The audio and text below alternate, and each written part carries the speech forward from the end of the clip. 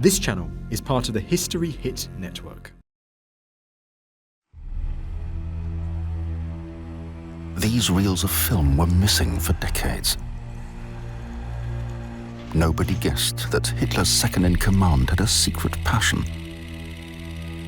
Films from his private collection show him in his favorite role. At the height of his power, midst the cheering masses. Hermann Goering's reception in Austria in May '38.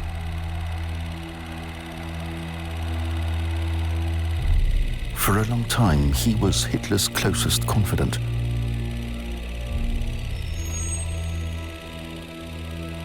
As Commander-in-Chief of the Luftwaffe, Goering created a powerful weapon.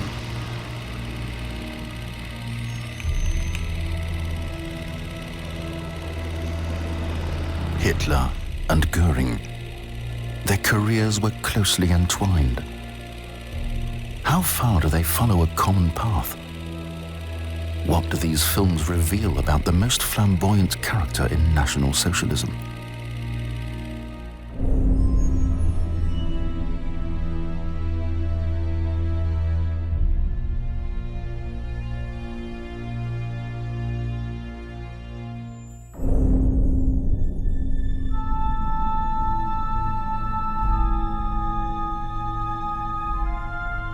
Schorfheide, north of Berlin. Idyllically located between lakes and forest, Goering's castle-like residence once stood here. Carinhell. The residence of a man who said about himself, "I am indeed a Renaissance man. I love splendor." He wants to be the jovial face of dictatorship. But Hermann Goering, Marshal of the Third Reich, was involved in everything for which the regime was responsible. Elimination of political opponents, millionfold crimes, a murderous world war.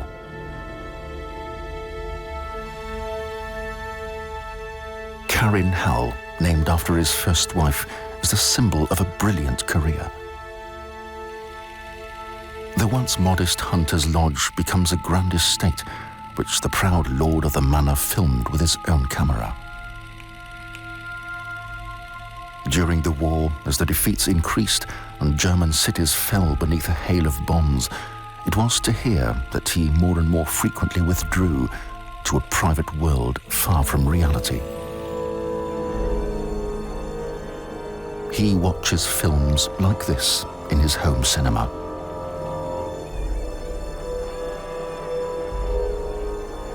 The population suffering under the bombings, the Luftwaffe's immense losses, the millions of victims, all his unfulfilled promises, such images distract. "At least we lived well for 12 years, he will say later. In 1945, following Hitler's death, Goering, a prisoner of war, is the highest-ranking living Nazi. He's taken to a camp for German war criminals who are to be tried in front of an Allied court. He will never acknowledge his responsibility, not even at the Nuremberg trials. You must plead guilty or not guilty. Bekenne mich im Sinne der Anklage. I plead not guilty. In the end, he takes the law into his own hands with poison. It was the unexpected last move in an astonishing career.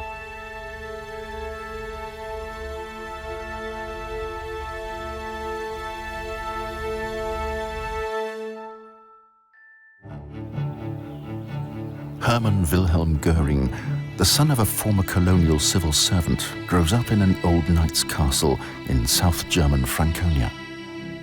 It belongs to his Jewish godfather, with whom his mother has an affair. Goering is considered a difficult child, and his mother prophesies that he will become either an influential man or a big-time criminal. "If you want to understand my brother," said his sister Paula, You must go to Feldenstein Castle, where he spent his romantic youth reading the sagas and playing knights day in, day out. Even as a child, Goering enthused about all things military.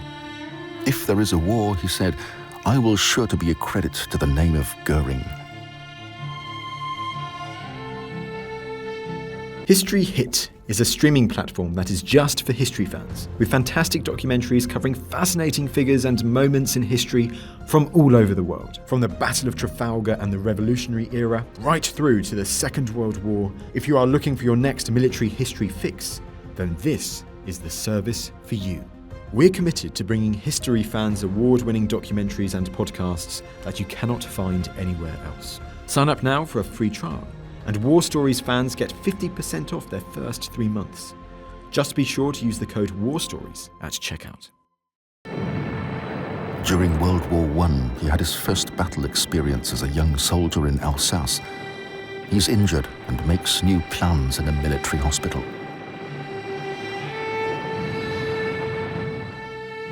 Second Lieutenant Goering is aiming high.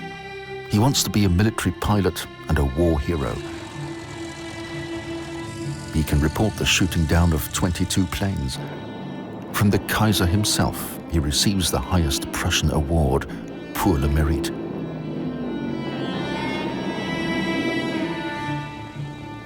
As the last commander of the legendary Richthofen fighter squadron, he becomes known throughout the country.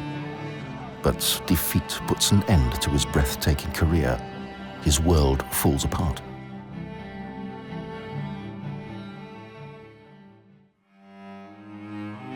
After the war, Germany is no longer permitted an air force. But Goering wants to continue flying and goes to Sweden to become an air taxi pilot. One day, the explorer, Count Erich von Rosen, brings Goering to his castle in Rockelstad. This visit changes his life.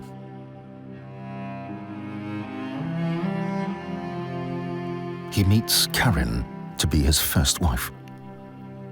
She leaves her husband and children and marries Goering, the World War I fighter pilot, a scandal for society at the time.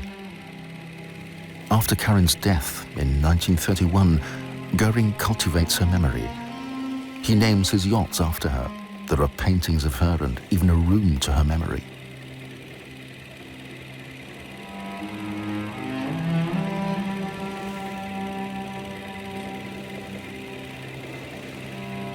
Goering has a penchant for Nordic mythology. He named his retreat in Schorfheide Karin Hall. It sounds like Valhalla, the afterworld for slain warriors who fought courageously in battle.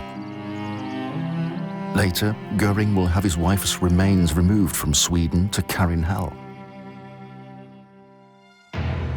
Shortly after their wedding, in 1922, they moved to Munich, where the National Socialist German Workers' Party is just making a name for itself. Face to face with Hitler for the first time, Goering, as he himself says, is completely captivated. Hitler makes Goering commander of the party's own military troops, the SA, saying a war hero with a pour le mérite, excellent propaganda. In a putsch in Munich in November 1923, Hitler attempts to seize power. But the Bavarian police open fire on Hitler's followers in front of the Feldherren Hall. Goering is seriously wounded. Doctors give him morphine to relieve the pain. Thus begins a lifelong drug addiction. In 1924, Hermann and Karin Goering travel to Venice. At the behest of Hitler, who's in prison, Goering is to ask Mussolini, Italy's fascist leader, for money. Goering is on a wanted list. He needs several injections of morphine daily. He's a man with no perspectives. For a whole year, the Goerings try to arrange a meeting with Mussolini. But he has no interest in meeting the messenger of a leader whose party is rock bottom in Germany. Goering's mission is a failure. He returns to Sweden to Karin's family. a political failure marked by drug addiction, he's reached his lowest point. The doctor in a psychiatric hospital describes him as suicidal, depressive, egocentric, a hater of Jews. Released from prison in Germany, Hitler sets about attaining power by other means. Goering is determined to get involved. He's back in Germany in 1927, seemingly restored to health, determined to bring about the downfall of the Weimar Republic at Hitler's side. The political atmosphere is charged. The world economic crisis gives rise to fears about the future and mass unemployment. Hitler's followers and communists battle on the streets. Hitler appoints Goering his plenipotentiary in Berlin because the highly decorated war hero has excellent contacts to the aristocracy and to the world of high finance. In 1932, the Nazis become the most powerful party in the Reichstag and Goering president. That Hitler is able to seize power is also due to his helper, Goering. As Minister for the Interior in Prussia, Goering immediately begins to clamp down on political opponents. Shortly afterwards, the Reichstag is burning. The causes of the fire are disputed, though the consequences are decisive. Fundamental rights are suspended, persecution becomes legal. Jewish businesses are boycotted. The SA hunts down communists and social democrats, and the construction of wild concentration camps begins. From the 11th of April 1933, Goering is Minister-President of Prussia. Elected to this high office by a majority of the representatives of the German people and as the candidate of the strongest party, I am determined to run this office for the utmost benefit of the German people.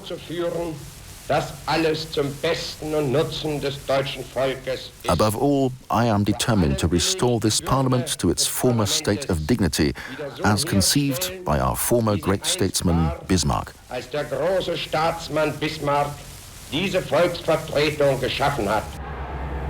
Goering founded the Gestapo, the secret police, and he takes on a key role in the establishment of the dictatorship. He will not tolerate any competition. The SA begins to make demands for power. Together with SS commander Himmler, Goering plans an intrigue against the leadership of the party troops. These pictures were taken on May the 23rd, 1934 at Golzheimer Heide near Düsseldorf. Goering commemorates Albert Leo Schlageter, a member of German paramilitary resistance troops shot by the French 1923. Just a month later, on the night of the Long Knives, 200 people are murdered, including all the prominent members of the SA and their leader, Ernst Röhm.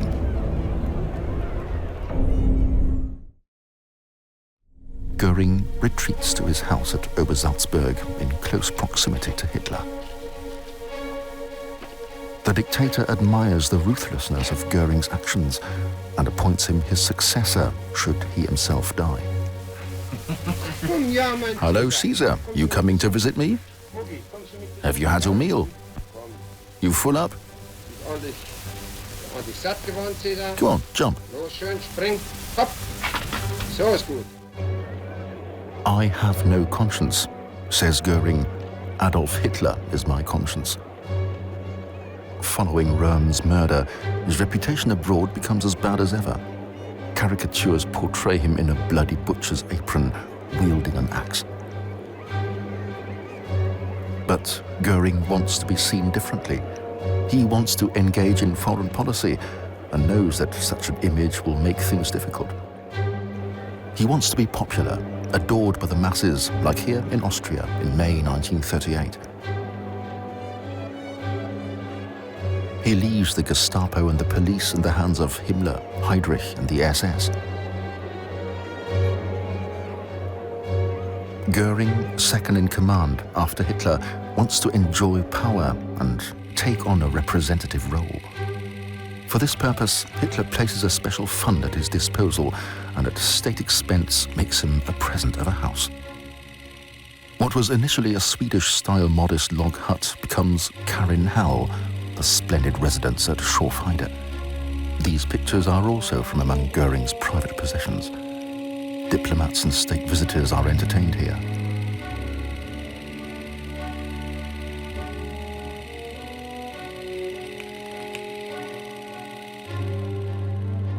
His drug addiction still affects him badly.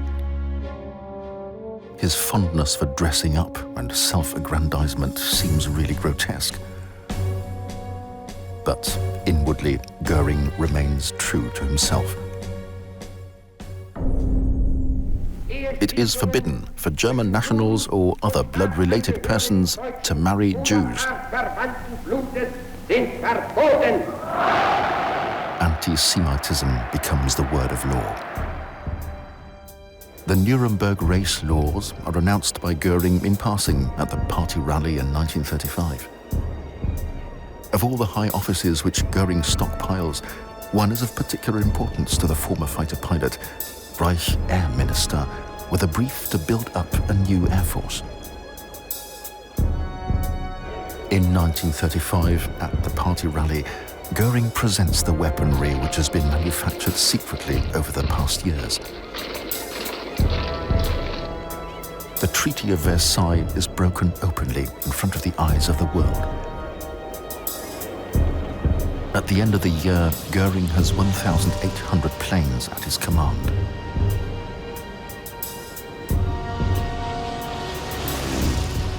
The new Air Force is to play a decisive role in Hitler's strategy. In 1936, it comes to a baptism of fire in the Spanish Civil War.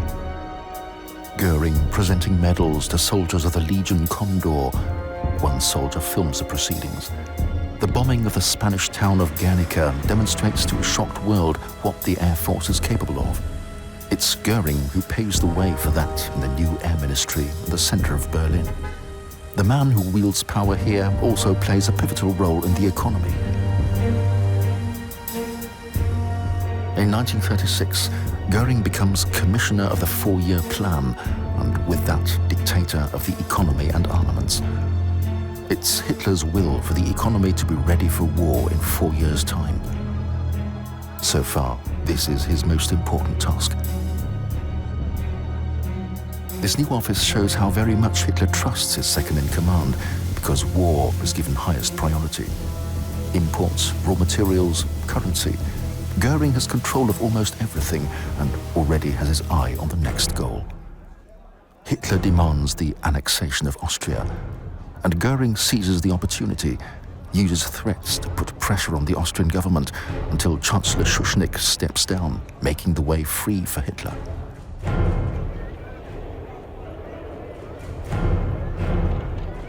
On the 4th of April 1938, Kärnten's chief forester Aurelius Meyer films Hitler's arrival in Klagenfurt. Private film footage shows Hitler's return staged as a triumphant procession throughout the land.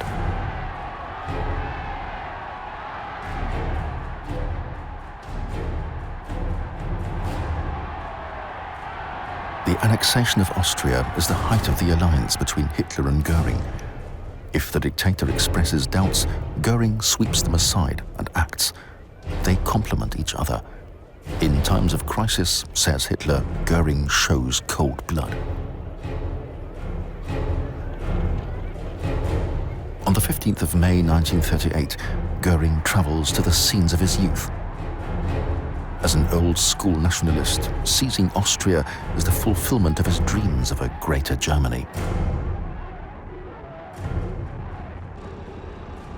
Here too, though, unobserved by the cameras, Jews and political opponents are humiliated on the streets and arrested.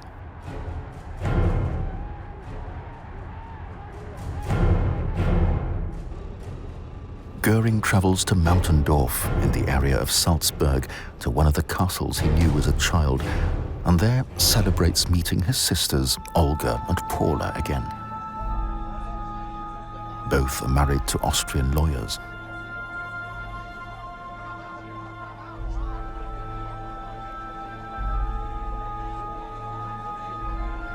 Goering sensed great business opportunities in the annexation of Austria. Hermann Goering's Reichswerke, one of the largest industrial complexes in Europe, is striving to expand southeast. And now Austria, the gateway to the Balkans, is under German control. Goering is pleased. While he is indulging in memories of childhood, Hitler is preparing the next step towards war. He is planning to crush Czechoslovakia, and Goering is to organize the economic mobilization. But he wants to prevent a great war because he doubts it would be successful. Goering knows the necessary economic and military conditions are lacking, but he does not dare to say this openly. On the contrary, in front of representatives of the aviation industry, he seems confident that there will be a huge mess up and that we will have to go into a great war, which I would not shy away from. Germany would then be the #1 power in the world and would have control of the world markets and be a wealthy country. But we would have to take a risk, says Goering.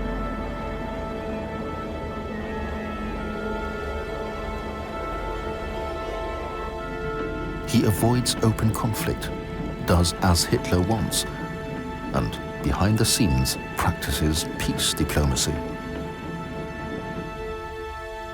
In Karinhal, he receives diplomats from Hungary, Poland and Great Britain. First and foremost, Goering wants to improve relations with London.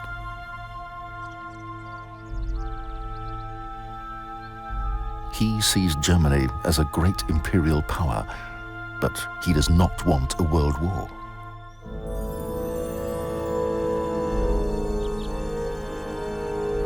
In September 1938, at the Munich conference, Goering presents the text of a treaty designed to maintain the fragile peace for the moment.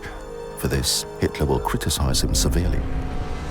October 1938, German troops march into the Sudetenland, as stipulated in the Munich Agreement. But Hitler wants more than what he calls flower wars.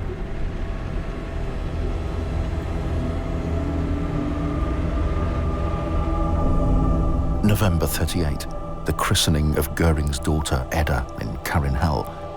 At his side, his new wife, Emmy Sonnemann. The relationship between Hitler and Goering is disturbed. For the first time, the dictator talks of him as a coward. March 1939. While Hitler is marching into Czechoslovakia, Goering is holidaying in Italy. All of a sudden, he's lost influence. Hitler has now other advisors. Joachim von Ribbentrop for foreign affairs. Goering senses that war is inevitable, though he does not dare to contradict openly. Each time I stand in front of the Führer, he says, my heart sinks to my boots. These pictures from Goering's private archive were taken at an air show on the island of Usedom. Ernst Udet, responsible for strengthening the air forces out of his depth. He used to commit suicide in November 1941. New types of planes are presented. Goering assures Hitler that the Luftwaffe is ready for war. In control of the economy and armaments, no one can judge better than Goering whether the Reich is really capable of waging a great war. But he suppresses reality and allows himself to be impressed by 4,000 of the most up-to-date planes and numerous vamped-up fighter squadrons. By summer of 1939, there are 400,000 on duty for the Luftwaffe.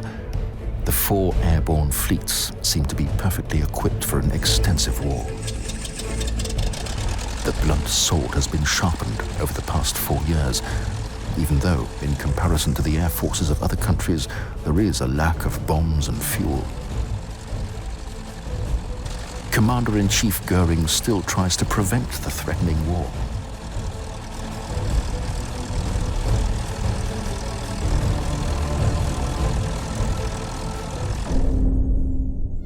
6th of June 1939 in Berlin. The capital is being decorated for the reception of the Legion Condor. It is the eve of World War II. "We should stop playing poker," Goering almost pleads to Hitler. The answer was, "I have always played poker." In Spain, 5,000 German soldiers helped Franco to victory in his attempt for power, a trial run without too many losses. Now, something of a far more terrible dimension is threatening. Goering holds secret talks with England. He wants to preserve peace and to continue living a life of luxury and splendor, just like a man of the Renaissance. He has a lot to lose.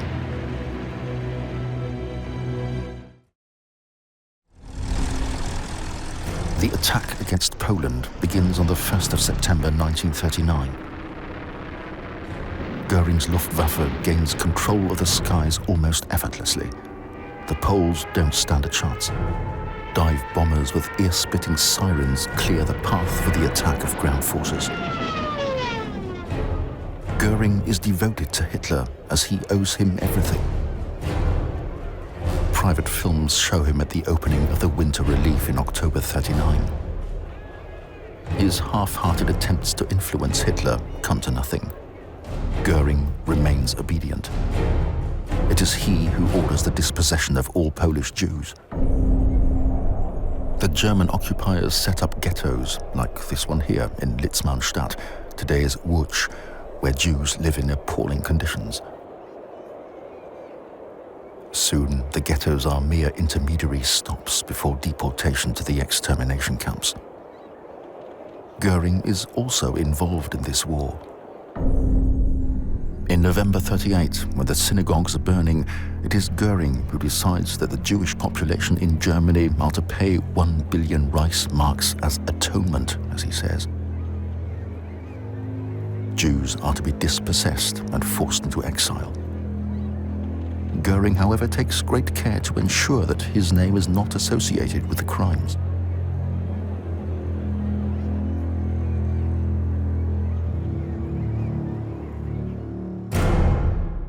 In the French campaign, the Luftwaffe shows distinct signs of weakness.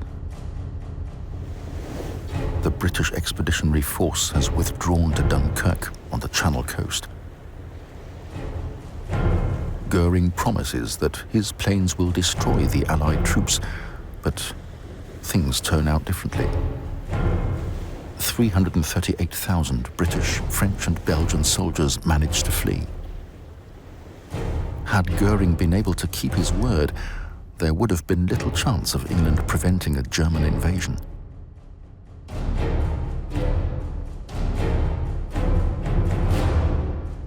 Two weeks previously, Rotterdam had been severely hit by the Luftwaffe.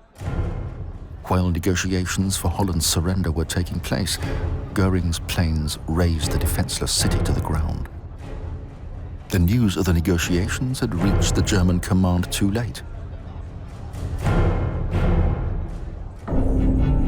The campaign on the Western Front had ended unexpectedly quickly. Hitler awards the victorious Supreme Commanders the Marshal's Baton. Goering alone does a little better. A title is created specially for him, Marshal of the Reich. He is the highest-ranking officer in the German army, and has a residence, Karin Hall, that is becoming more and more splendid. A mansion full of art treasures from all over the world. Goering collects old masters, tapestries, sculptures, and there's no holding him back when he is dead set on an object.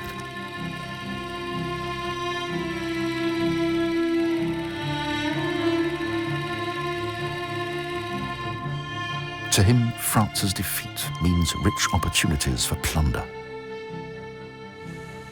Paris is full of art, and the man who is second in command in the state comes to take whatsoever he desires. The Louvre, sacred to every lover of art. For Goering, nothing more than a self-service department store for art. On his shopping list, great names such as Rubens, Velázquez, Cranach the Younger, Cranach the Older.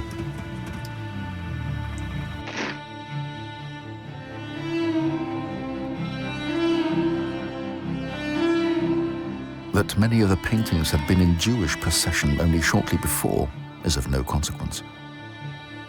Goering, the collector, does not negotiate. In most cases, he alone determines the price. Then he has his shopping loaded onto a special train to be brought to Carinhall. There is something addictive in the way he collects for his Hermann Goering Museum, erecting a memorial to himself.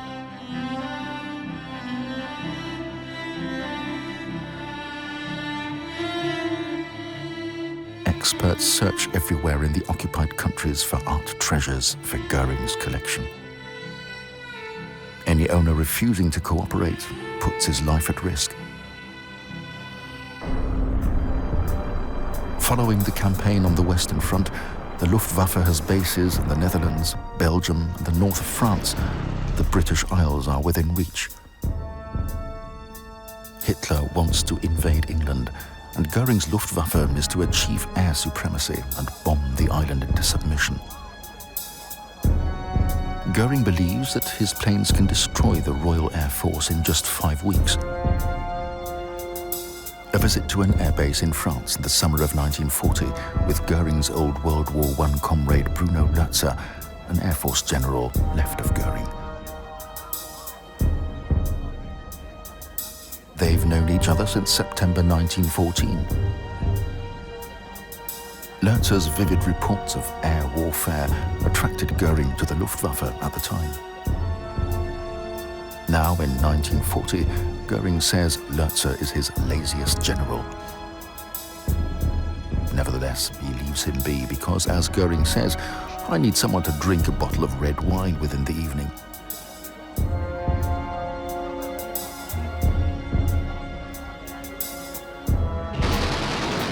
The Battle of Britain will be his first serious defeat.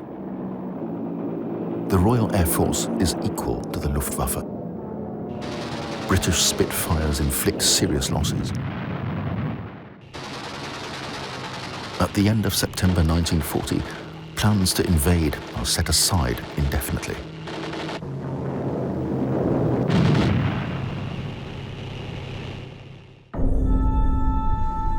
Commander-in-Chief of the Luftwaffe withdraws from public view. From October 1940 until January 1941, Goering is on holiday on the lakes at Carinhall. Even at the height of the battle for the air, he doesn't forego going to East Prussia to hunt, because in the meantime he's become Imperial Master of the Hunt, Reichsjägermeister. The mistakes in the building up and planning of the Luftwaffe are glaringly obvious, but Goering blames others. He is in the middle of a war which he did not want, but which he is, however, waging with all the consequences. The 22nd of June 1941. With the attack on the Soviet Union, the war of annihilation demanded by Hitler begins. Goering is well informed about the shootings of civilians behind the front line. What is more, in the spring of 41, he gave Reinhard Heydrich, chief of the SS Security Service, orders to draw up a set of guidelines for troops on who to put in front of a firing squad, above all political officers and Jews.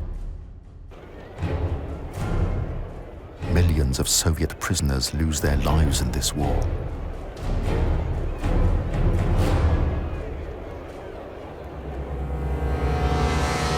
In the capital, Berlin, Goering, as Hitler's second-in-command, has almost unlimited power. In July 41, victory over the Soviet Union seems to be within reach.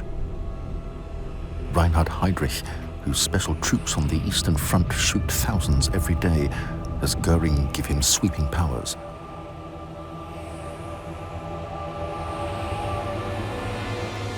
Goering orders Heydrich to prepare the way for the final solution of the Jewish question in German areas of influence in Europe.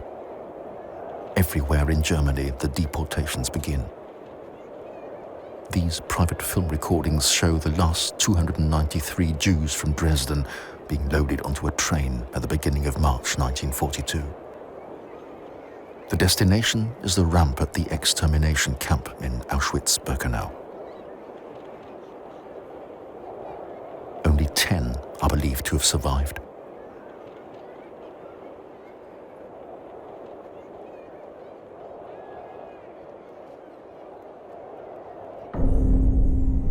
Goering's signature is a further step towards organized murder. But officially, he doesn't want to have anything to do with the crimes at all.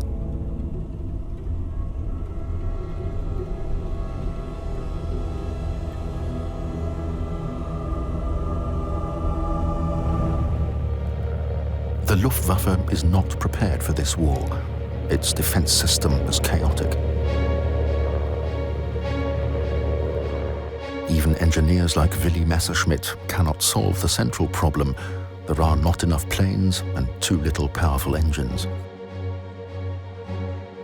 Besides soldiers, these gliders also transport light military equipment, and they played an important role in the battle for Crete.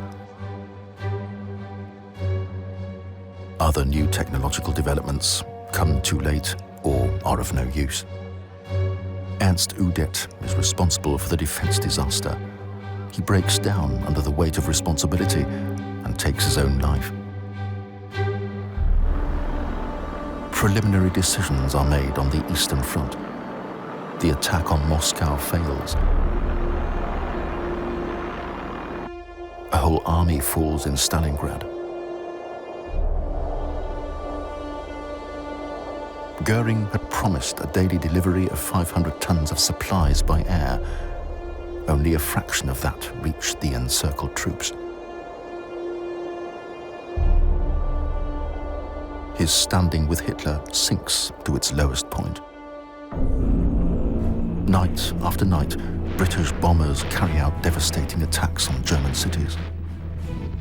He'd eat his hat if an enemy plane ever reached the Reich, says Goering. His Luftwaffe is powerless. The anti-aircraft units can only obstruct the stream of bombers, not stop them. Goering is also responsible for air raid defense. The Reich Air Defences Association, with its millions of members, comes under his command. Private film recordings from March 1943. Air raid defense police units carrying out an emergency drill in central Berlin. The greatest worry is about gas attacks. Youths and adults wear the so-called people's gas mask. People think they are well equipped for the coming attacks. Nobody has any idea of the devastating power of high explosives and fire bombs. Like in Hamburg, July 43. A firestorm in the streets, destroying large parts of the Hanseatic city. Temperatures reach up to 1,000 degrees. Over 40,000 people die.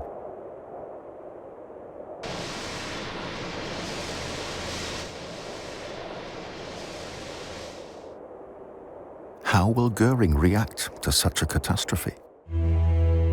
He seems unperturbed, lethargic. He doesn't make any decisions. At the most, he distributes medals. His Luftwaffe cannot stop the Allied attacks.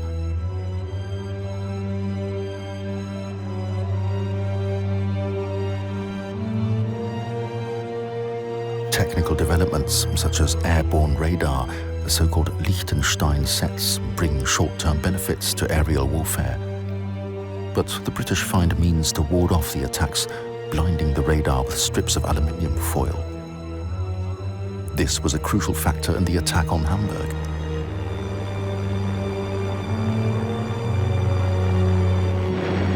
The attacks are also directed at the civilian population, designed to demoralize them.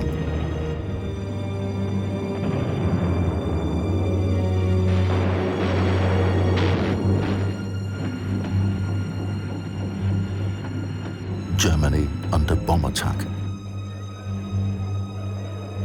Uncensored pictures never shown in newsreels of the time.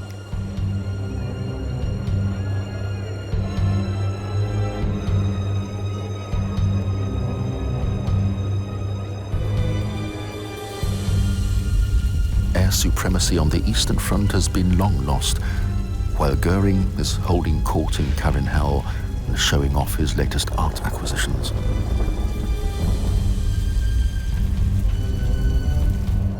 The commander-in-chief does not want to see such pictures. He is alienated from his troops.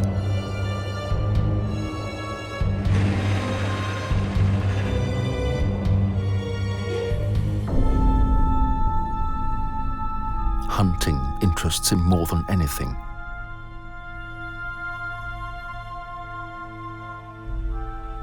And with his camera, he records what seems to him more important than the high losses of his pilots or the falling cities. Stags on his private hunting grounds.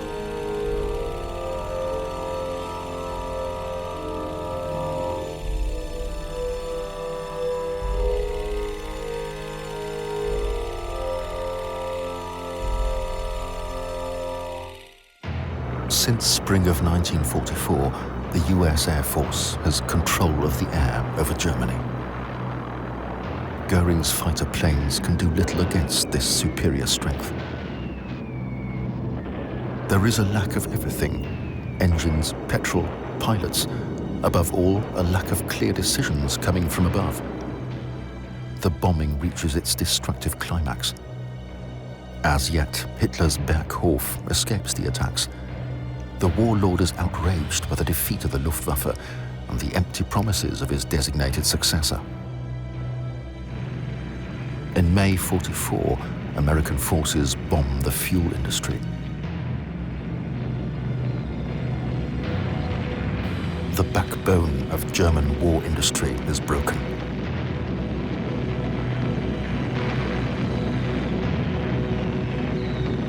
Transport routes are systematically destroyed.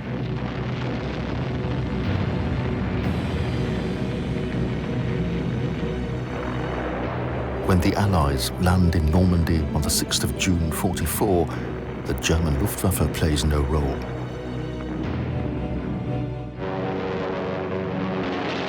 It has been defeated. The extent of the losses is catastrophic. In November '44 alone, 404 fighter planes are lost and 244 pilots killed.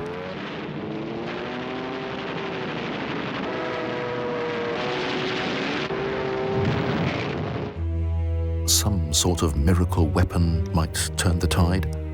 The greatest and only hope of regaining air supremacy lies in the jet fighter Me-262. 1,400 of these jets are delivered to the Air Force, but more than 200 never leave the ground. But even the greater number of jets would have been powerless against the superior strength of the fleet of bombers.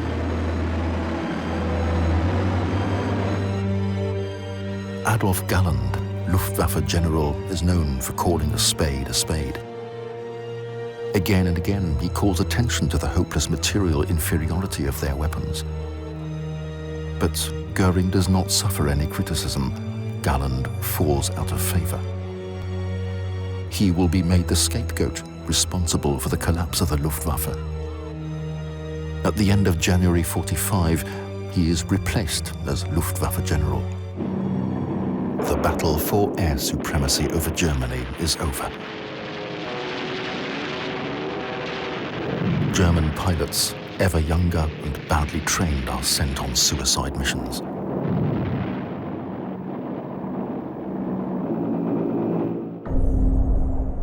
At the end of the war, Goering withdraws to Berchtesgaden. In Berlin, the Red Army is fighting its way towards Hitler's bunker in the city center.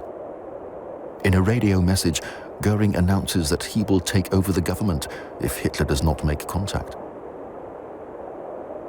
The second-in-command thinks that his time as successor has come. In Berlin, however, Hitler senses betrayal and orders the SS to arrest Goering in his house. He is divested of all his offices. As the US Army is approaching Obersalzberg, the SS brings Goering to Mautendorf in Austria, to one of the castles of his childhood. After Hitler's suicide, he plans to negotiate with US General Eisenhower. He still believes that he cannot be bypassed. On the 7th of May 1945, Hermann Goering voluntarily becomes an American prisoner, mistakenly believing that the victors will negotiate with him as a German emissary. The surprised GIs seize the weapons, medals, and the emerald ring of the former Marshal of the Reich. His wife Emmy and Edda, his daughter, are taken prisoner by American soldiers.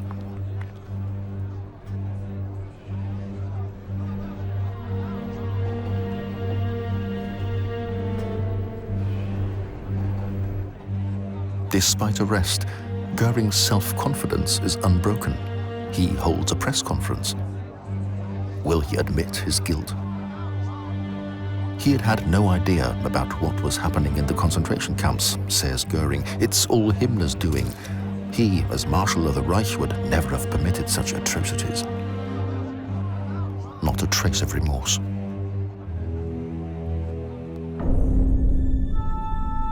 Anybody of any standing in Goering's Luftwaffe is now prisoner of war. Adolf Galland, talking shop with American pilots.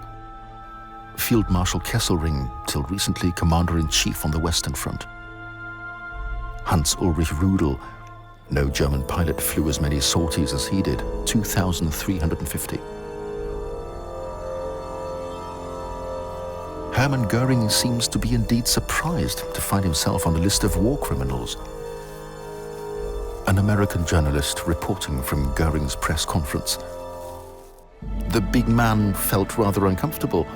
He was sweating as he asked the translator to point out that because of some row, he, the Marshal of the Reich, had not been on speaking terms with the Führer for a long time. Completely incommunicado, he emphasized, waving his finger. Please emphasize this, it's important, he said.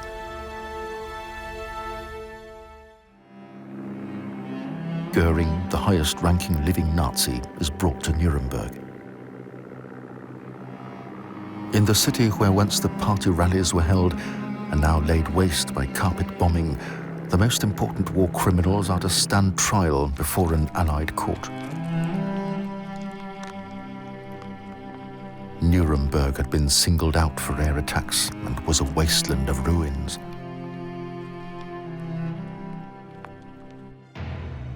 But the one building that has escaped is the court, the scene of the Nuremberg trials of the major war criminals. The prisoners are held in these cells. The man whom the Allies call Nazi number 1 is also watched day and night.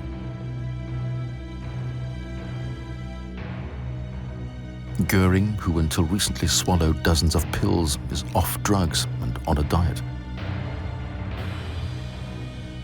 On the 25th of November 45, Goering enters the courtroom. For the first time in history, politicians and military personnel are held accountable for their crimes before a court. The wrongs which we seek to condemn and punish have been so calculated, so malignant and so devastating that civilization cannot tolerate their being ignored because it cannot survive their being repeated. Goering expects the death penalty. He is completely without remorse. The once most powerful man next to Hitler claims to have known nothing about the millionfold crimes. I have never expressed agreement with the idea that one race can be said to be the master race over all the others. On the contrary, I have always stressed the differences in the races. During the cross-examination, the American chief prosecutor, Robert Jackson, tries to corner the accused, but with Goering, it always leads to a dead end. That is right, isn't it? I have already answered that quite clearly, but these explanations belong to what has already been said. And your counsel will see to that. Self-confident and verbose, Goering plays to the gallery one last time and accuses the Allies of having done the same things as the Nazis. His goal is to leave a positive image of himself for posterity.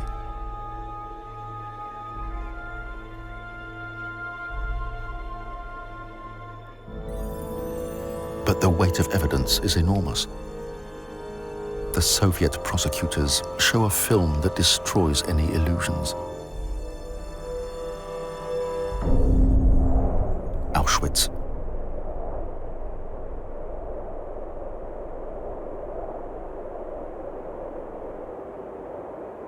The most appalling crime against humanity ever. Amongst others, it is Goering who's responsible.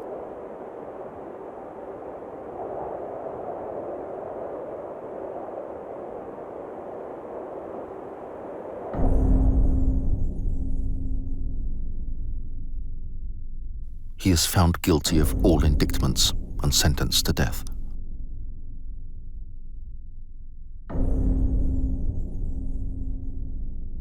Right to the bitter end, he shows no sign of remorse. But all of these things were necessary things, as I understood you, to protect... Yes, these things were necessary because of what we were up against. The judgment did not affect him in any way, Goering told the American court psychologist. The execution is to be held on the 16th of October 1946. He plans his last coup and writes a letter to the prisoner commander. He had 3 capsules of poison in his possession when he was brought to prison. I put the first one in my clothes so that it would be found when I was searched. I hid the second one so well in my cell that it could not be found in spite of the frequent and thorough searches. I had it with me at the court sessions in my boots. The third capsule was in my small toilet bag in a round pot of skin cream. It was downright impossible to find. This hidden capsule of poison was Goering's final secret.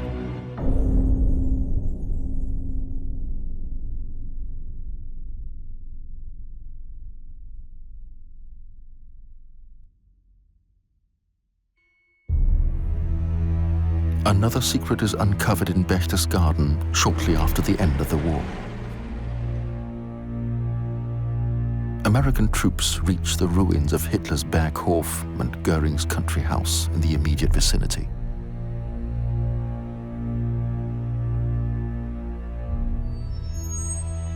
Goering's mountain guide befriends a GI and gives him rolls of film from Goering's private property as a souvenir. For decades, they gathered dust in a cellar in the US until they were found again and carefully restored.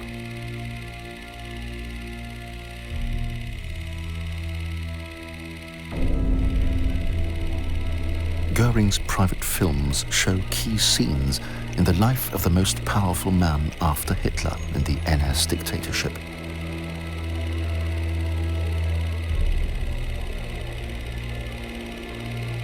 Hitler's closest confidant. The jovial face of the regime.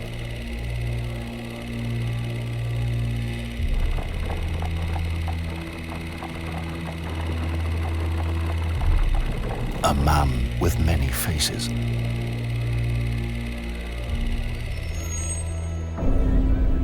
Karin Hall, his castle-like residence near Berlin, was blown up during the last days of the war. Prior to that, the art treasures were brought to safety and then later confiscated by the US Army.